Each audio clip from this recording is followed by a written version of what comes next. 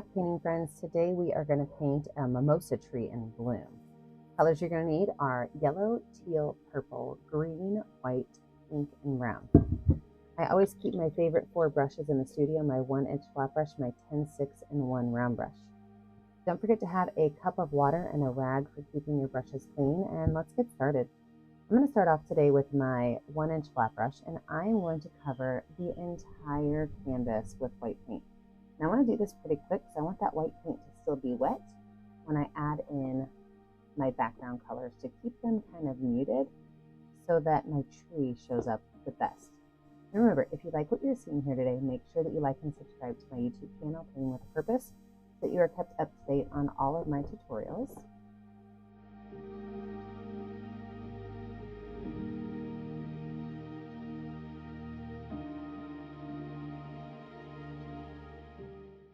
With my background super wet, I'm now going to take a little bit of this teal color and just kind of brush it across the sky at an angle. I'm even going to take the smallest amount of purple and toss it in there.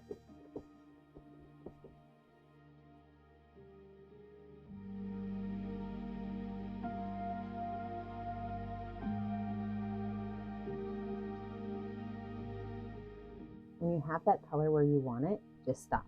Okay, you can add more teal, you can add more purple, totally up to you. I don't love how the side over here is super white, but I am going to put a tree in there. Now, I do not have to wash my brush off at all. What I'm going to do is I'm going to grab some teal and green on my 1-inch flat brush. A little bit of teal, a little bit of green. And right in here, I'm just going to make a very faint line of where my land ends and my sky begins. So it can have a couple hills to it if you want.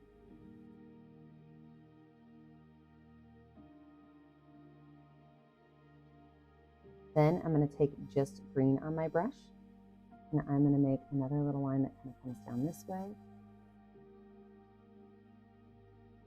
I've not washed my brush off. I still have a lot of white on my brush.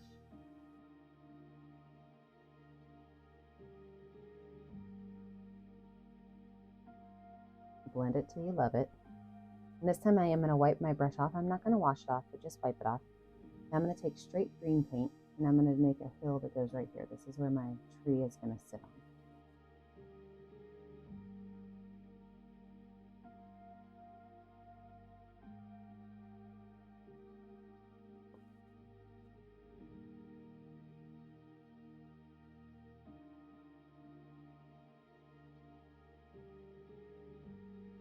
Okay, we are going to let all of this dry. When we come back, we're going to add in those brighter areas of our painting. All right, let's work on our ground space. So back in this area, I'm just going to add a little bit of white. I'm just going to make some like white areas on here. I really want this to look like it's a misty morning. So just a little bit of white lines back in that area. Over here, I'm going to darken up the bottom by just pulling some dark green up towards the top. So I've just got my number 10 round brush. I'm just trying to darken that bottom area up from the hill up about halfway. Like there's some grass going on over there.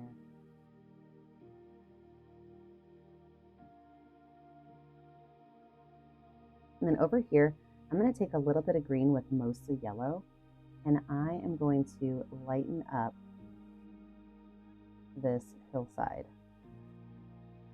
So I've got a little bit of green. I'm talking like almost no green and a lot of yellow.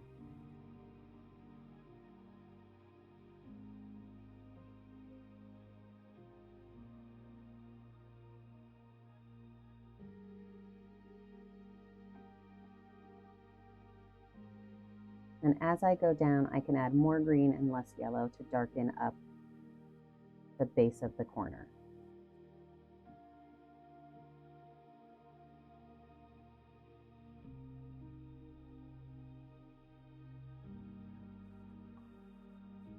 Now, as for my trees, a lot of my trees, I like to start them off by looking like the letter Y. And even if you're going to do a tree that's kind of really big like this one or even tilted over, you can still go with that idea. So I've got my brown paint on my number 10 round brush. And I'm just going to make my Y curve.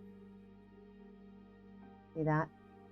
So I still have a letter Y that I'm starting off with, but it's just, oops, sorry, I hit my camera. But it is just curved a little bit.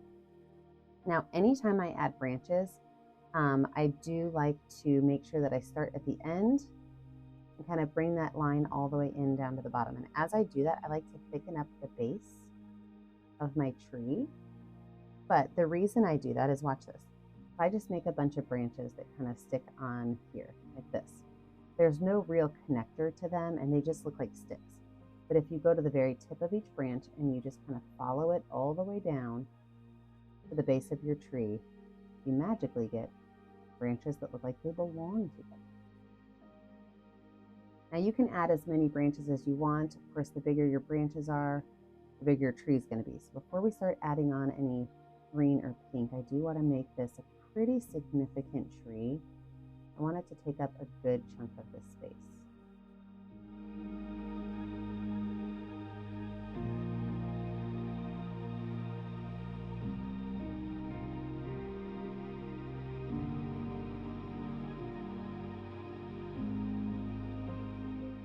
All right, that looks great. And I am going to go ahead and add my green on there before my brown dries because I want some of that brown to kind of mix in to my green. So I'm going to take my green paint and I'm just going to kind of dot with my number 10 round brush right along these branches. But here's the next problem. If you only dot along the branches, you're going to notice that all you have are furry branches of green and there's nothing in the middle of them. You see how weird that looks? So you have to think to yourself, I know that my branches are going to be covered, but what about the space in the middle? Well, there's going to be millions of little twigs you don't see. So fill that space in. And what's going to happen is the area by the branches should stay a little bit darker because of the brown, and the area that's not by the branches should be a little bit lighter because it's got the green. And you do not have to start here. You can even make your tree come down this way. Remember, there are allowed to be imaginary branches, okay? So you're going to add all of your green to make your tree an interesting shape and be full of green. We will let that dry and then we'll add in those pink flowers.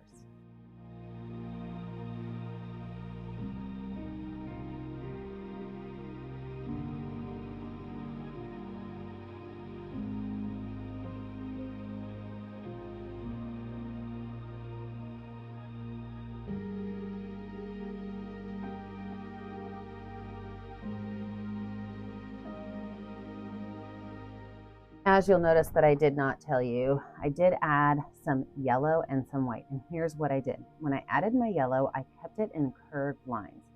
So it looked like the top of a set of branches. So make sure when you do that, you make a curved line, but you don't want it to be like a solid yellow, okay? Like blend it in. And then I added just a little bit of white randomly above those curved lines for an extra pop of color. I wanted to turn my recording back on before I added purple in. Purple is a fantastic color that you can add for shadows. So right down here at the very bottom, I'm going to add some purple. Now, when I add that purple, I don't want it to look like purple, okay? I want to blend it enough that it looks just like it is a darker green color. And that will really give you that amazing base color underneath some of your branches. So I'm not going to go up too high with my purple. Just going to use a little bit of it down towards the base to really darken that area up. Oh my gosh, I love the purple in there. Okay, now we're going to let this dry and we come back. We're going to add in all of those flowers. All right, I've got a dry background. Now the difference with mimosa trees versus things like dogwoods and fruit trees is that they only bloom a little bit. So like they have green everywhere, but then they will bloom along the tops of these ridges, okay? So what I'm gonna do is take my number 10 round brush and I'm gonna take some white and some pink just on the very tip of it. And I'm gonna go in and on the tops of where I made it a little bit yellow or a little bit white, I'm just gonna add a couple of dots, super, super, super gentle. My paintbrush is barely touching my canvas. And I'm just going to put some dots on there. Now, they're not totally in straight lines, okay? So as I'm showing you the straight line, I'm going to bring some of these and bring them down a little bit and give them kind of just an area, a space to work in. So I'm going to zoom you in so you can see how this is going on. And then we are going to do this quickly because it's going to take a long time to get all of that pink on there.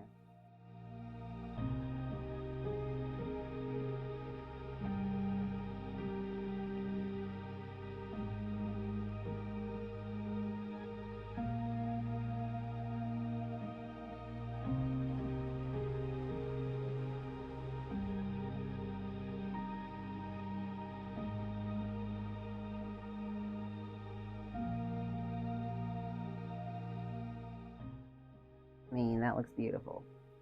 So now I am going to put some regular pink, same thing I did up there, just kind of down here on the ground.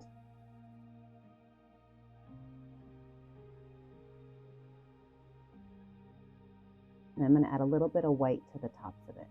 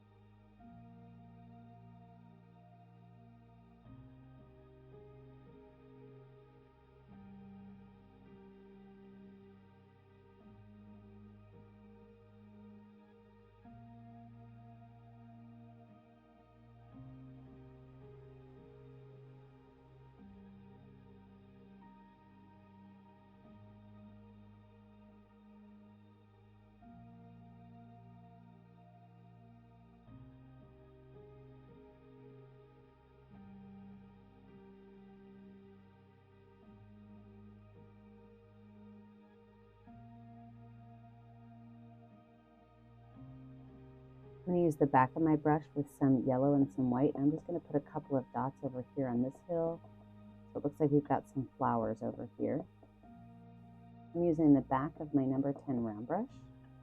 Just adding some dots of yellow and white.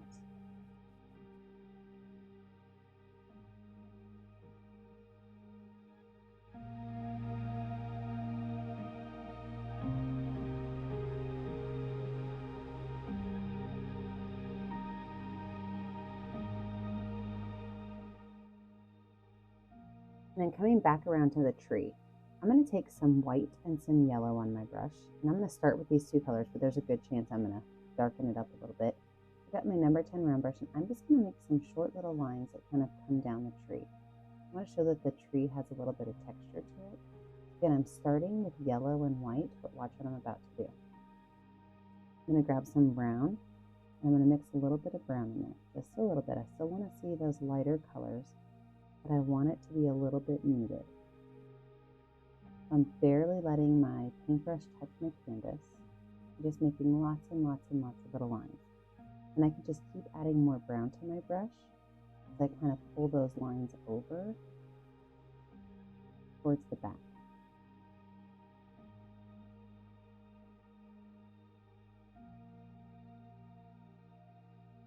And as I get towards the back, I'm going to grab some of that dark purple color. I don't know if you guys saw that coming or not. Dark purple to make my lines in the back to really have it look like a dark shadow back there. I'm going to take some of the green and some of the purple and mix it together just a little bit. Okay, a little bit of green, a little bit of purple. It's a great way to darken up your colors. Just right around the base of the tree. I'm going to drop in some little just dabs of color. Have it look a little bit like there's a shadow going on.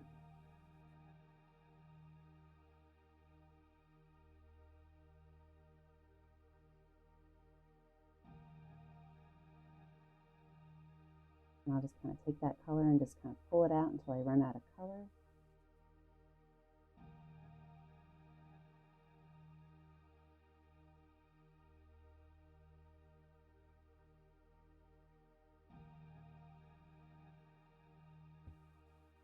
And there we have it. This beautiful mimosa tree is finished.